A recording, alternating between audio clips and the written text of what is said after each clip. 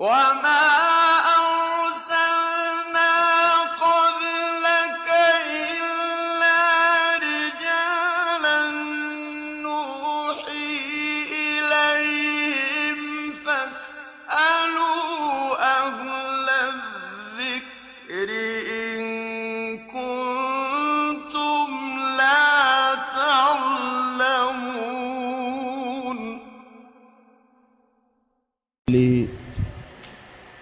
ونسلم على رسوله الكريم. أما بعد فأعوذ بالله السميع العليم من الشيطان الرجيم من همزه ونفخه ونفثه. بسم اللہ الرحمن الرحیم. اس وقت کی جو ہماری نشست ہے یہ آپ کے مسائل کے جواب کے لیے ہے. جو سوالات آپ کے ہیں آپ لکھ کر مجھے دے دیں، پھر میں ان کا تفصیلی جواب عرض کرتا ہوں.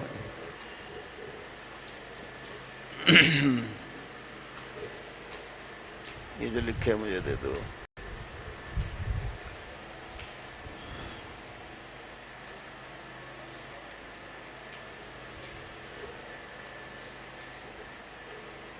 ایک سوال یہ ہے، الصلاۃ خیر من النوم، اس کی نبی صلی اللہ علیہ وسلم سے دلیل کون سی ہے اور اس کا پس منظر کیا ہے؟ رسول اللہ صلی اللہ علیہ وسلم نے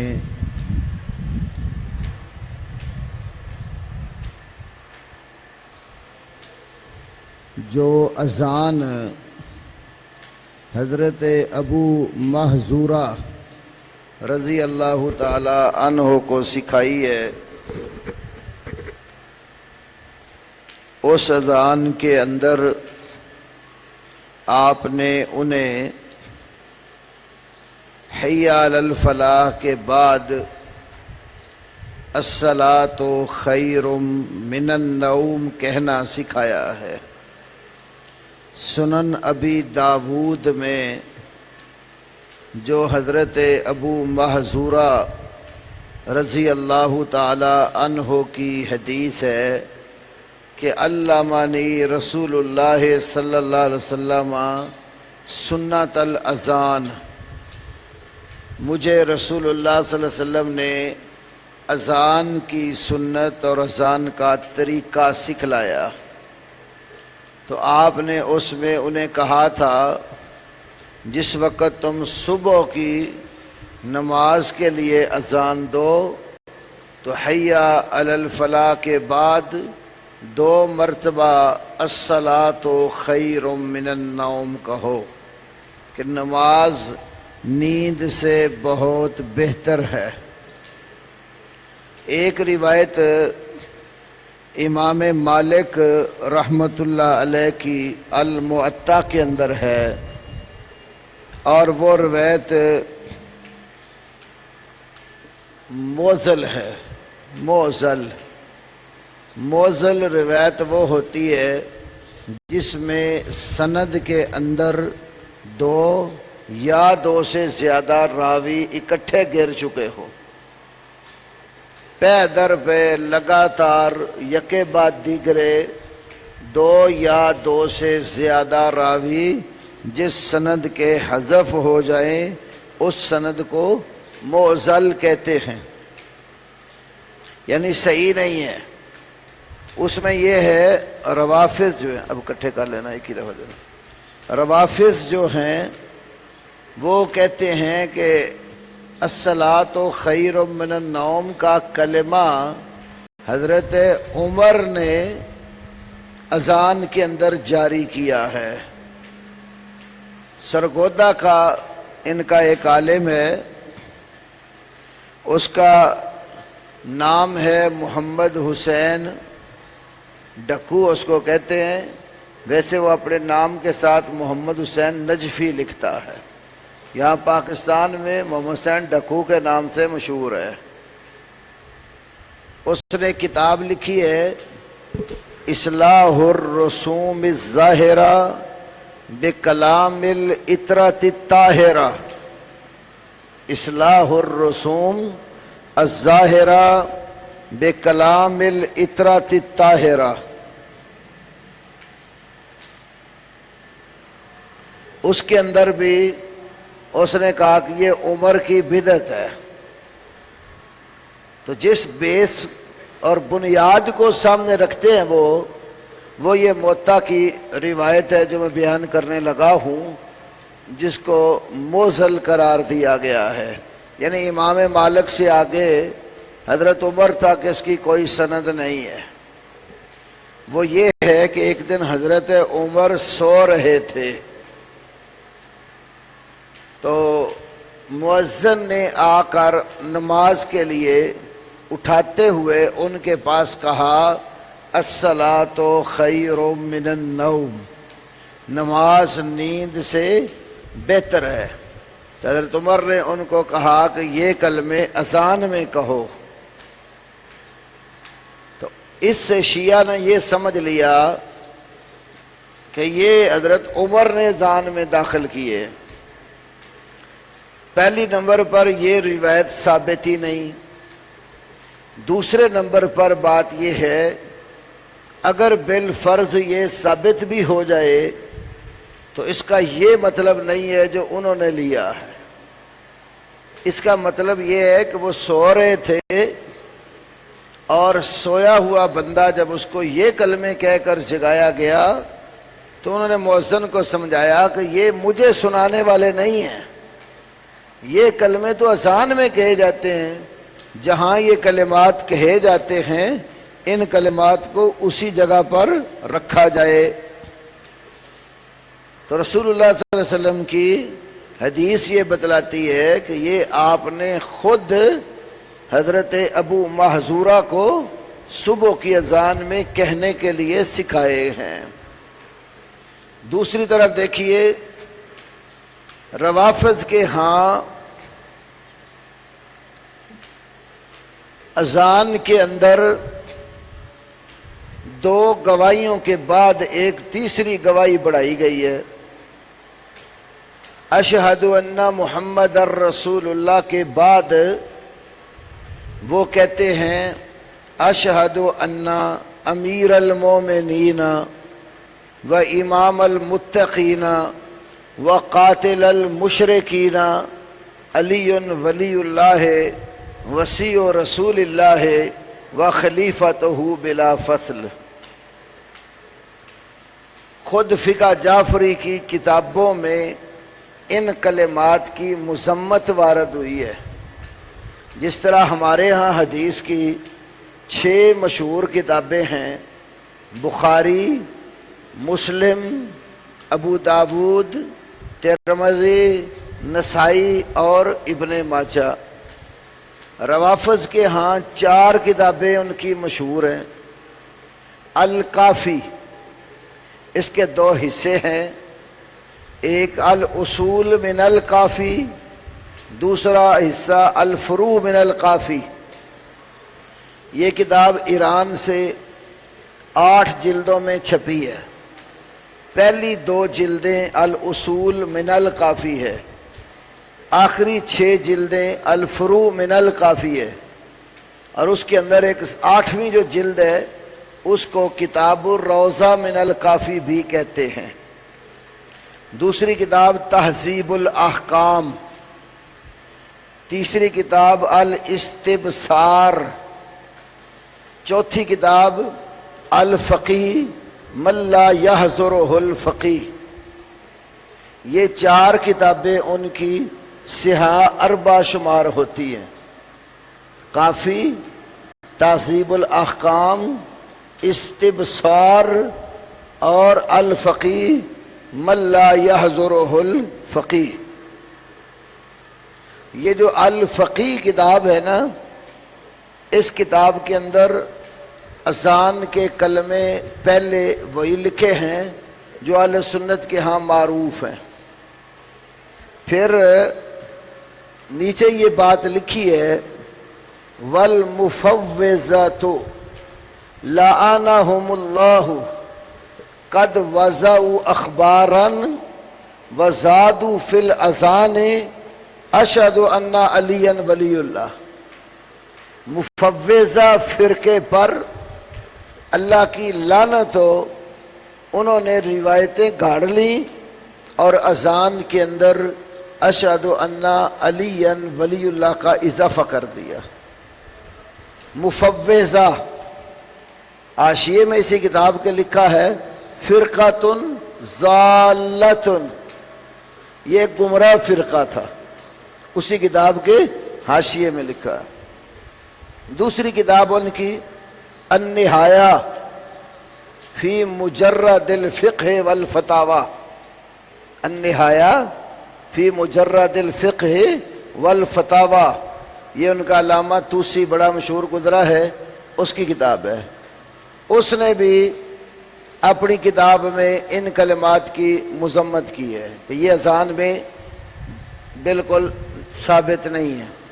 تیسری کتاب المبسوط فی فقہ الامامیہ، المبسوط فی فقہ الامامیہ، اس کے اندر بھی اس بات کی وضاحت ہے کہ یہ کلمات اذان کا حصہ نہیں ہے. تو ہمارے ہاں تو الحمدللہ صحیح حدیث موجود ہے کہ نبی صلی اللہ علیہ وسلم نے اذان کے اندر یہ کلمات سکھائے ہیں. دوسرا سوال، حضرت عائشہ رضی اللہ عنہ کی شہادت ہوئی یا طبی موت؟ بعض لوگوں نے کچھ کہانیاں وضع کی ہوئی ہیں صحابہ کو بدنام کرنے کے لیے کہ امیر معاویہ یا ان کے ساتھیوں نے ایک گڑھا کھودا تھا، گڑھا کھود کر اس کو اوپر سے ڈھک دیا اور عائشہ رضی اللہ عنہ کو بلایا، وہ اس کے اوپر سے گزرنے لگیں تو گڑھے میں گر گئیں اور گر کر مر گئیں. یہ روایت بالکل من گھڑت اور رافضیوں نے بنائی ہے. امی عائشہ رضی اللہ عنہ طبی موت فوت ہوئی ہیں، اور بقیع غرقد جس کو لوگ جنت البقیع کہتے ہیں، اصل نام بقیع غرقد، تو اس کے اندر اس قبرستان میں دفن ہوئی ہیں.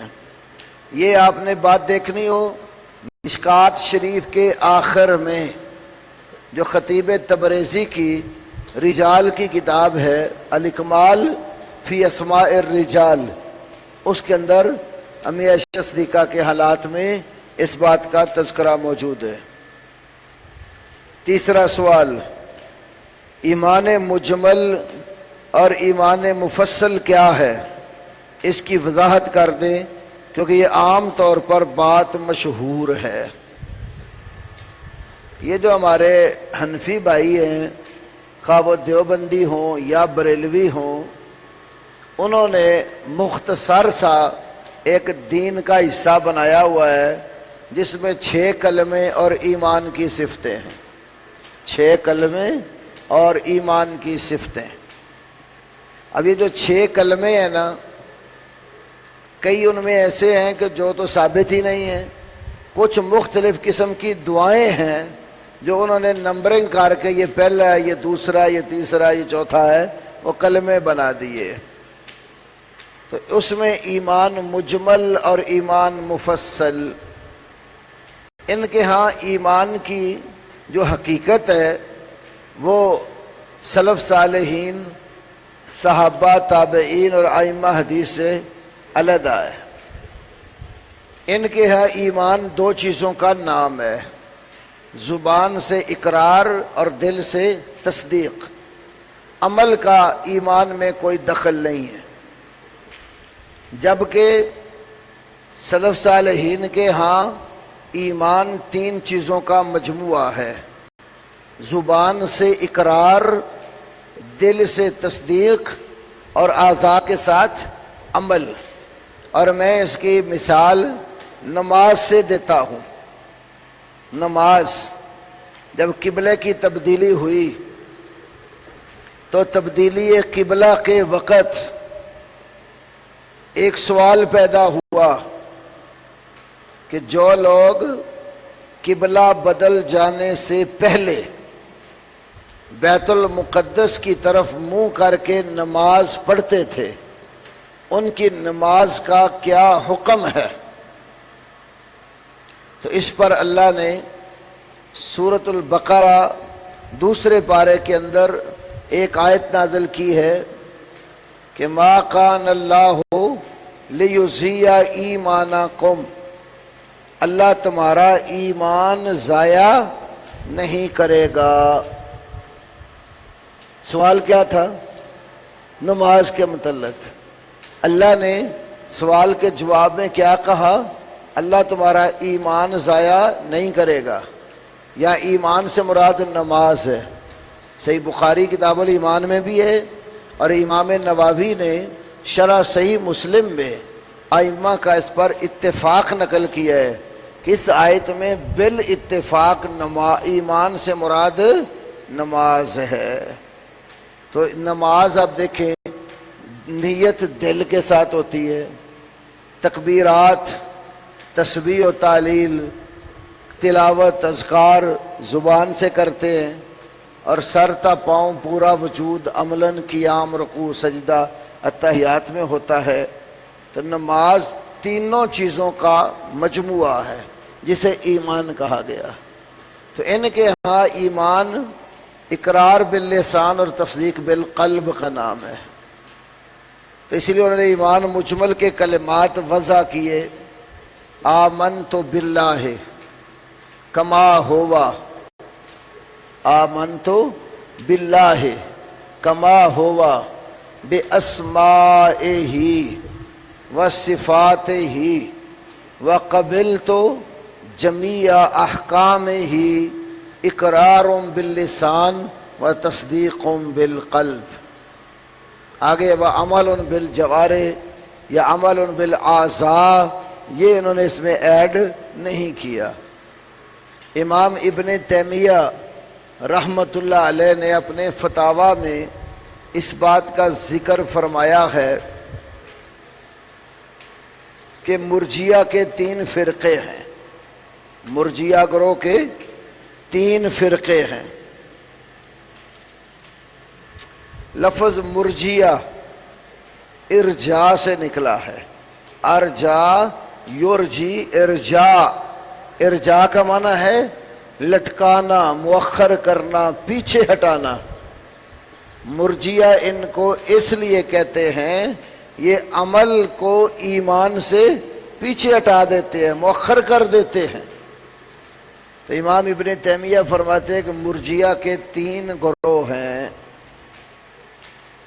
وہ گروہ بھی مرجیہ ہے جو کہتے ہیں کہ ایمان صرف زبان کے اقرار کا نام ہے۔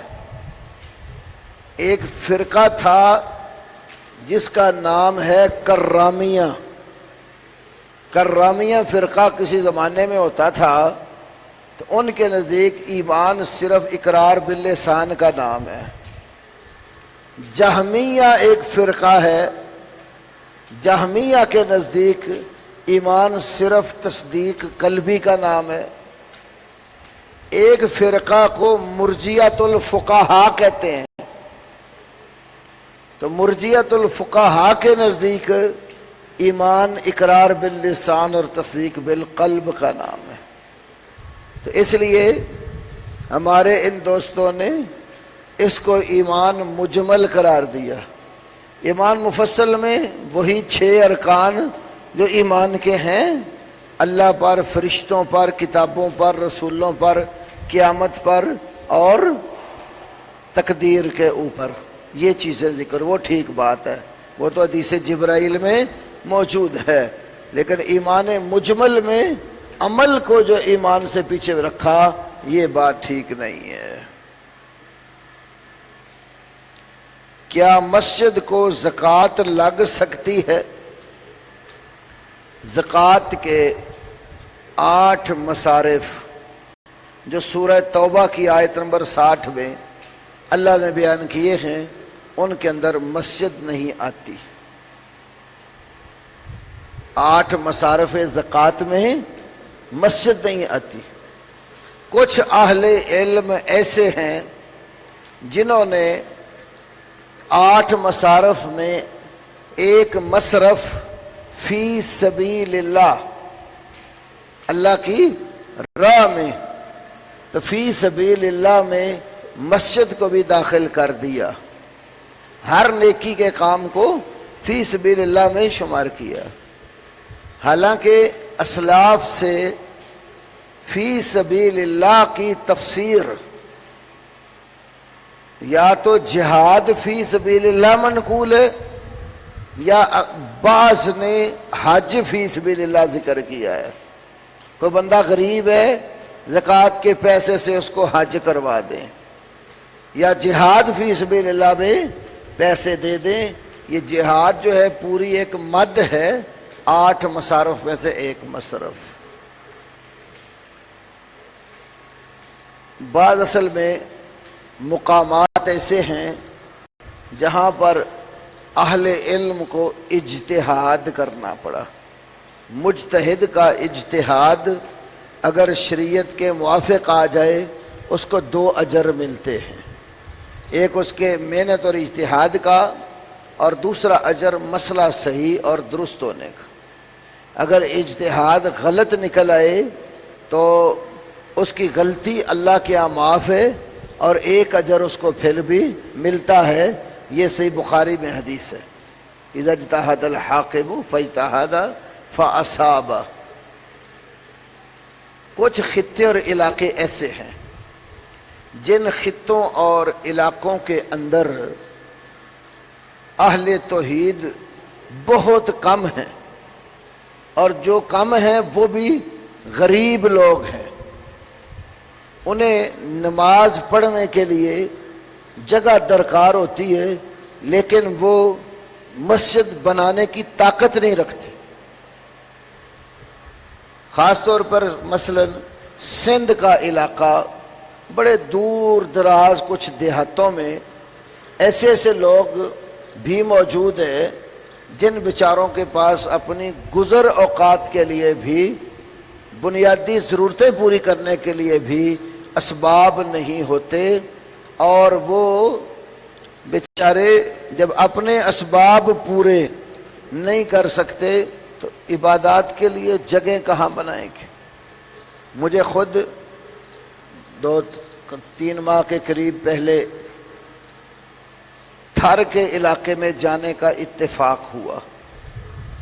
کئی بستیوں میں ہم گئے، دور دراز صحراؤں میں لوگ بستے ہیں، پینے کے لیے پانی نہیں ہے، پہننے کے لیے پوری کپڑے نہیں ہیں، جوتے پاؤں میں نہیں ہیں۔ یہ ہماری آنکھوں دیکھے حالات ہیں۔ ایک بستی میں ہم گئے، وہاں پر یہاں کے ہمارے سبزہ دار کے کچھ دوستوں نے کنواں لگوایا، پانی پینے کو درکار تھا، تو ان کے پاس دور دراز تک پانی جو ہے وہ میسر نہ تھا۔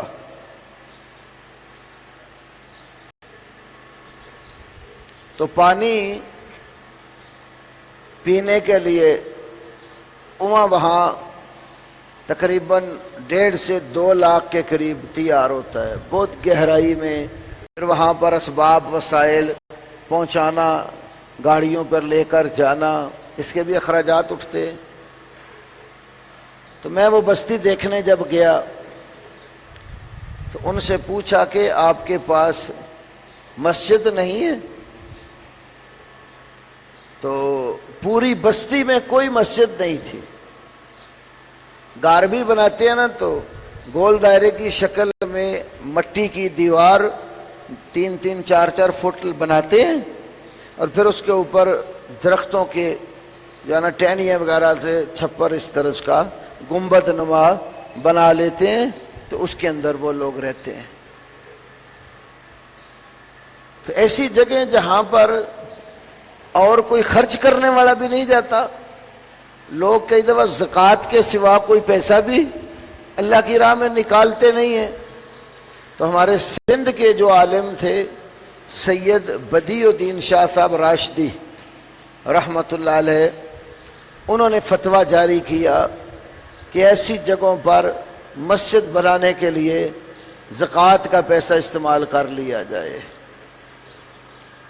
تو ہم یہ سمجھتے ہیں کہ اگر کوئی خطہ اور علاقہ ایسا ہے جہاں پر اسباب اور وسائل نہیں ہیں، مساجد بنانے کے لیے سوائے زکوٰۃ کے پیسے کے کچھ نہیں ملا آپ کو، تو وہاں تو مجبوری میں حرام بھی حلال ہو جاتا ہے، اسلام کے کئی قواعد ہیں، تو وہاں بنائی جائے، ورنہ جہاں پر اس کے لیے دوسرے اسباب میسر ہیں زکوٰۃ کا پیسہ صرف نہ کیا جائے۔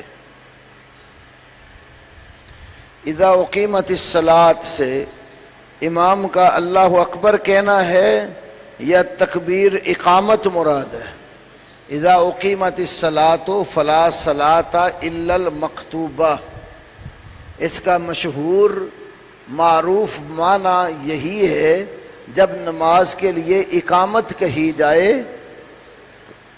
تو فرض نماز کے سوا کوئی اور نماز نہیں ہوتی، تو اقیمت کا مشہور معنی اقامت، یہ جس کو آپ تکبیر بھی کہہ دیتے ہیں کہ تکبیر کہو جی، تو یہ تکبیر اقامت کا ہی نام ہے۔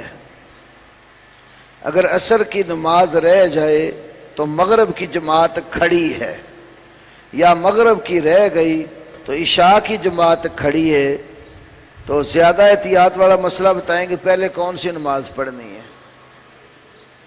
اب میں احتیاط والا یہ زیادہ بتاتا ہوں، اس میں ویسے علماء کے مختلف اجتہادات ہیں۔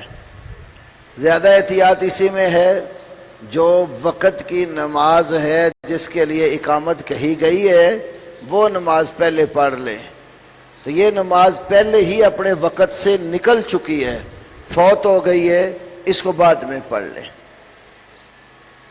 اگر آپ کے اختیار میں مسئلہ ہو، مسئلے کی دو صورتیں بنتی ہیں، اختیاری اور اضطراری۔ اختیاری یہ ہے کہ آپ امام ہیں خود، یا جدھر آپ نماز پڑھنے کے وقت ہے تو لوگ آپ کا خیال کر لیتے ہیں، اب کہتے ہیں یار میری نماز رہ گئی میں پہلے وہ پڑھ لوں، تو آپ پہلے وہ پڑھیں تاکہ ترتیب قائم رہے۔ نبی علیہ السلام کی جو نماز رہ گئی تھی ایک دفعہ جب خندق کھودی، جنگ میں مصروف تھے، کئی نمازیں رہ گئی، آپ نے ترتیب سے پڑھی، تو رسول اللہ صلی اللہ علیہ وسلم تو خود امام تھے، آپ کے اختیار میں یہ چیز تھی، ترتیب سے پڑھ لی۔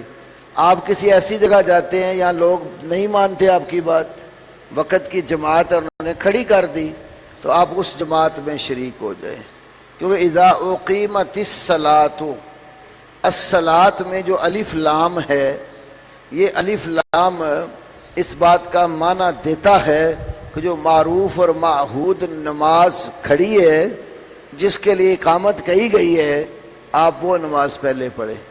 شیخ البانی علیہ رحمہ نے ارواء الغلیل میں مسند احمد کے حوالے سے ایک اور حدیث نقل کی ہے، اذا اقیمت الصلاۃ فلا صلاۃ الا المکتوبہ الا اللاتی اقیمت، الا اللاتی اقیمت، یہ شیخ البانی کے نزدیک لگتا ہے کم از کم حسن ہے۔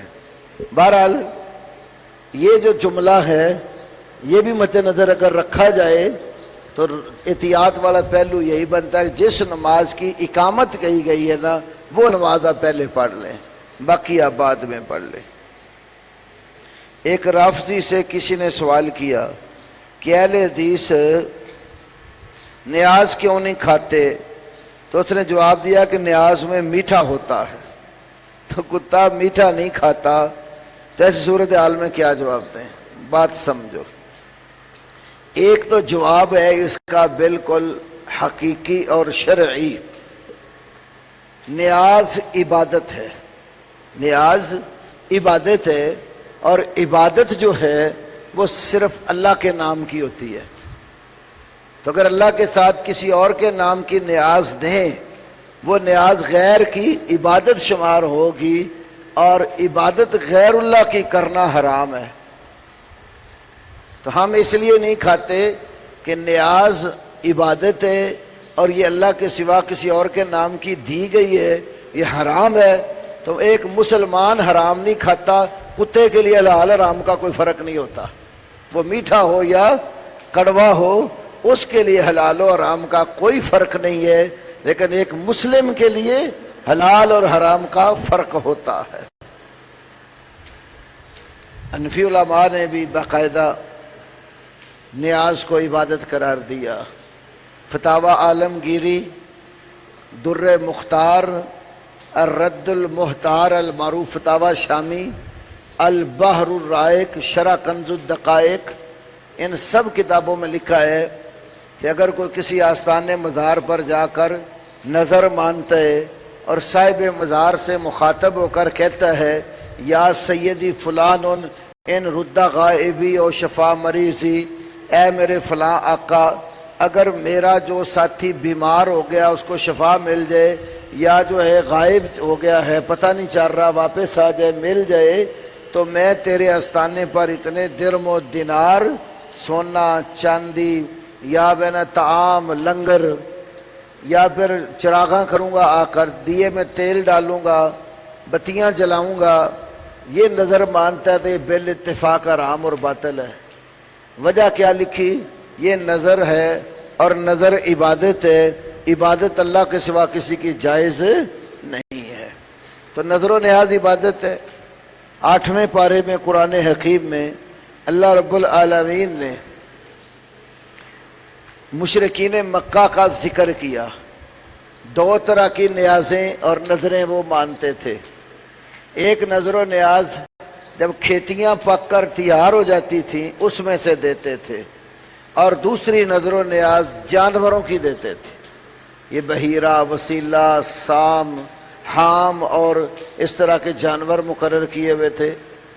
جب نظر پک کر تیار ہو جاتی نا کھیتی فصل وغیرہ کی، تو وہ نظر کے 2 حصے کرتے، ایک حصہ اللہ کے لیے اور ایک حصہ اللہ کے ساتھ شریکوں کے لیے۔ کیا کہتے؟ ھذا للہ بزعمہم وھذا لشرکائنا، یہ حصہ تو اپنے باطل کو مان کے کہتے اللہ کا ہے، اور ادھر ایک علیحدہ کر دیا، کہا یہ ہمارے شریکوں کا ہے۔ جیسے ہمارے ہاں کہتے نظر اللہ اور نیاز حسین۔ ایک تو بات یہ ہے۔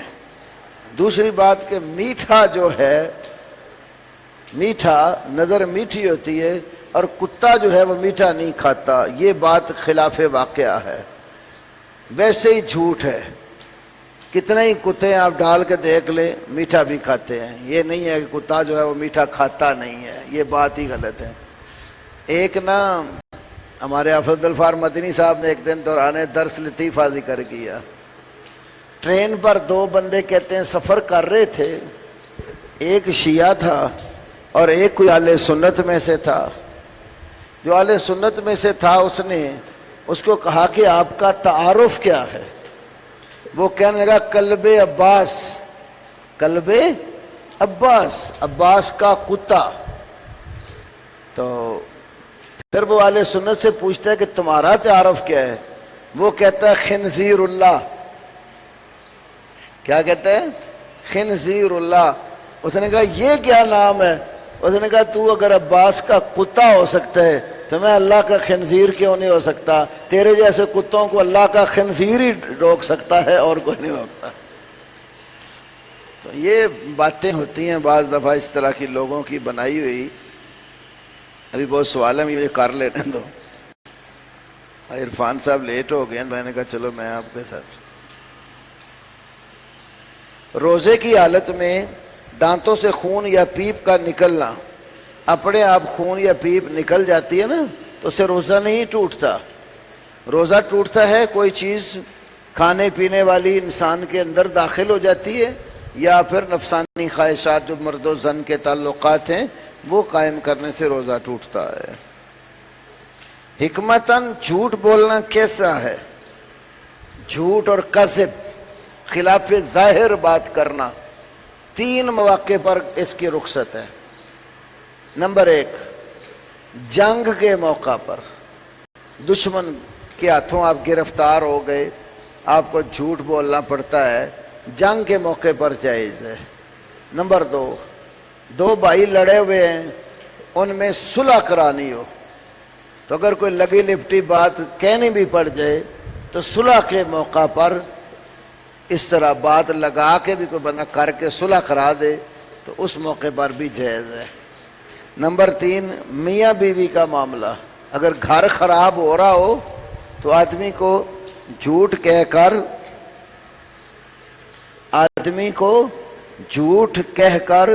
گھر کا معاملہ سیدھا کر لینا پڑے تو اس میں بھی رخصت ہے۔ یہ حدیث امام نووی نے بھی ریاض الصالحین میں بیان کی ہے۔ اس کے سوا کسی موقع پر بھی جھوٹ کہنے کی اجازت نہیں ہے۔ کھانے پینے کی چیزوں پر پھونک مارنا منع ہے، تو دم کی پھونک مارنا کیسا ہے، یہ مسئلہ اختلافی ہے۔ نبی صلی اللہ علیہ وسلم سے تو جو حدیث وارد ہوئی ہے، نہا عن النفخ فی الشراب، ترمذی کی حدیث ہے، آپ صلی اللہ علیہ وسلم نے مشروب میں پھونک مارنے سے منع کیا ہے۔ تو دم والے لوگ کہتے ہیں ایک نفخ ہوتا ہے، ایک تنفس ہے۔ تنفس ہے پانی کے اندر سانس لینا، وہ کہتے ہیں کہ وہ پانی پیتے ہوئے کہ اس کے اندر سانس لینا منع ہے، لیکن یاد رکھیے وہ سانس بھی منع ہے، پیتے پیتے اب اندر سانس ہے، ناک سے کوئی چیز نہ گر جائے پانی میں، لیکن نفخ بھی منع ہے مشروب میں۔ اس کی اولا صورت یہی ہے کہ آپ سامنے رکھ کے پڑھ دیں آیات، ضروری نہیں آپ پھونک ہی ماریں، آپ پھونک مار کے جسم پر ملنا وہ ثابت ہے نبی علیہ السلام سے۔ تشہد کے علاوہ جلسہ میں شہادت کی انگلی ہلانا کیسا ہے؟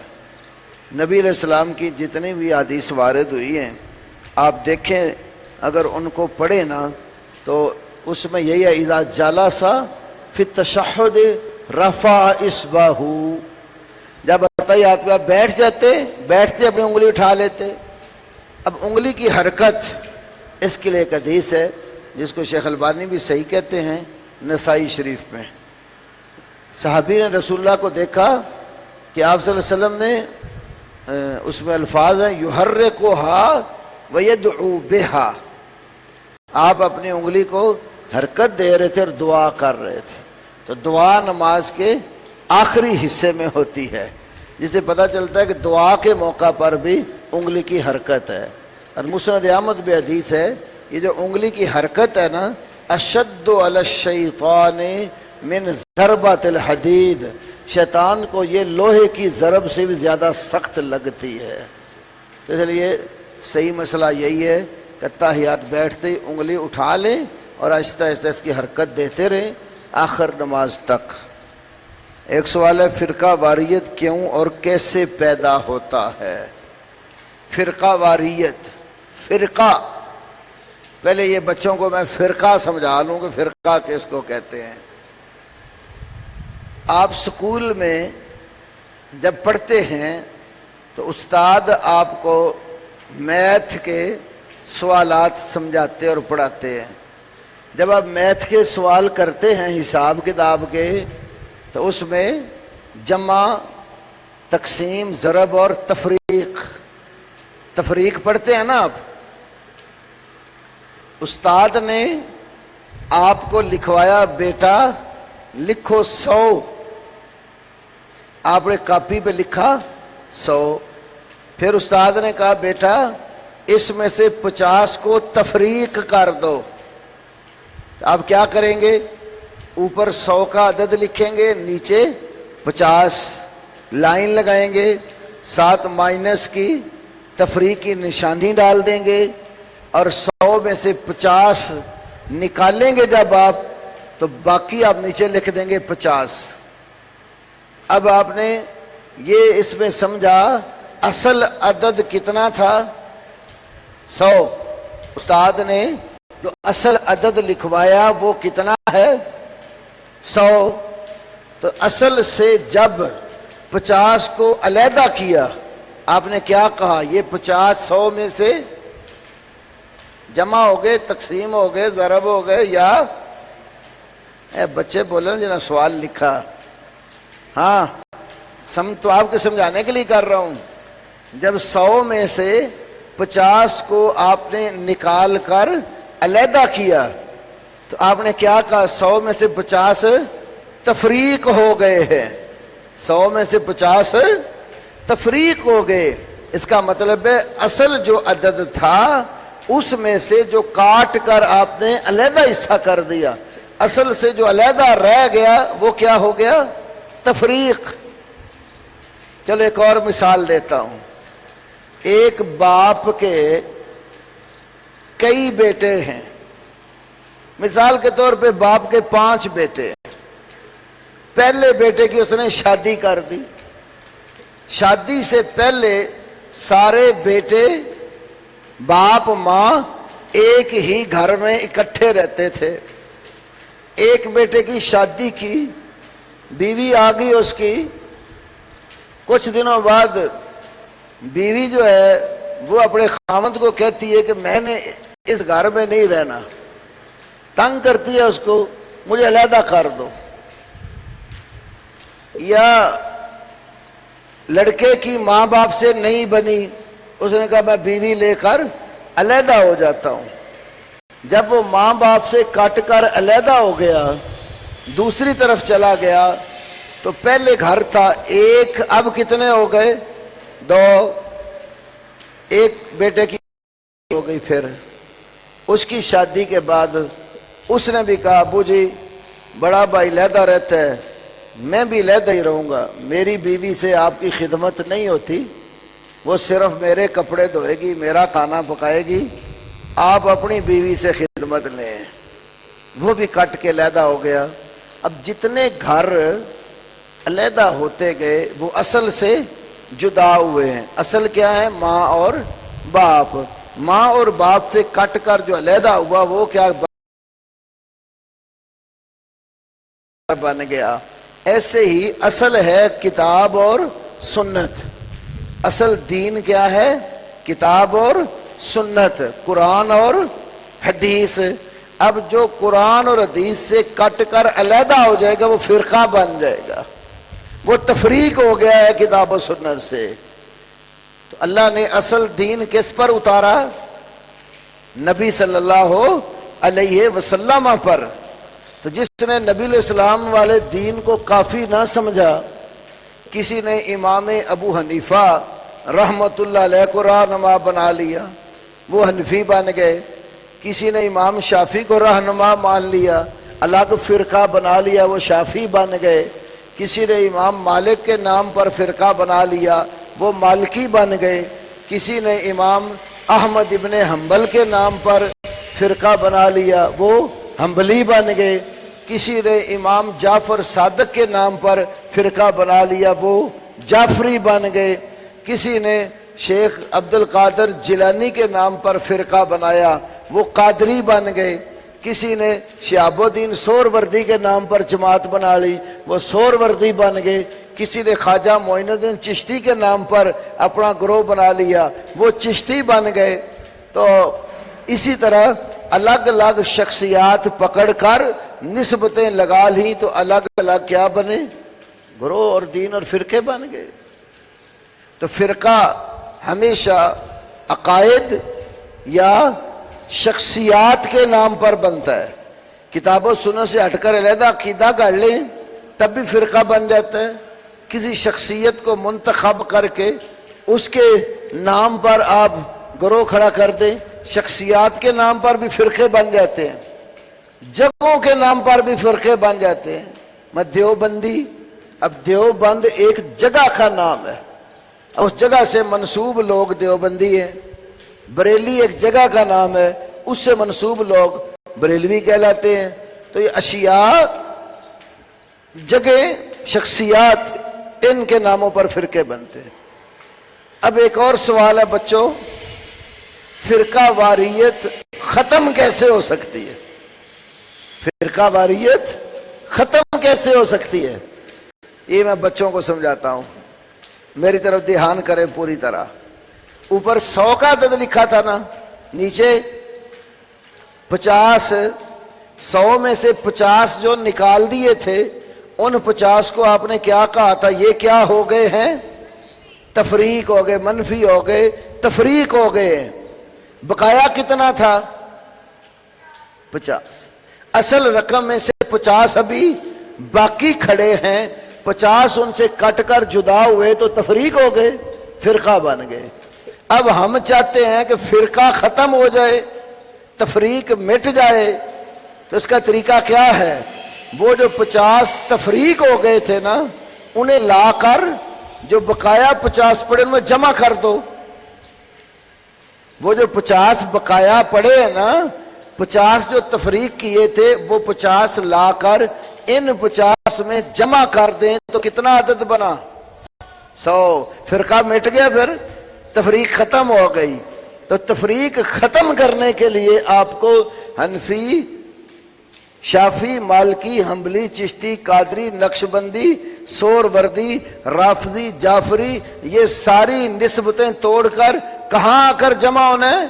نبی کریم صلی اللہ علیہ وسلم کے ساتھ جو دین لے کر ہے۔ یوں سمجھ لو یہ ساری نسبتیں توڑ کر محمدی بن جائیں، محمد صلی اللہ علیہ وسلم کے ساتھ آ کر نسبت قائم کر کے جڑ جائیں، ساری نسبتیں توڑ دیں تو تفریق ختم ہو جائے گی اور فرقہ واریت نہیں رہے گی، سارے اکٹھے ہو جائیں گے۔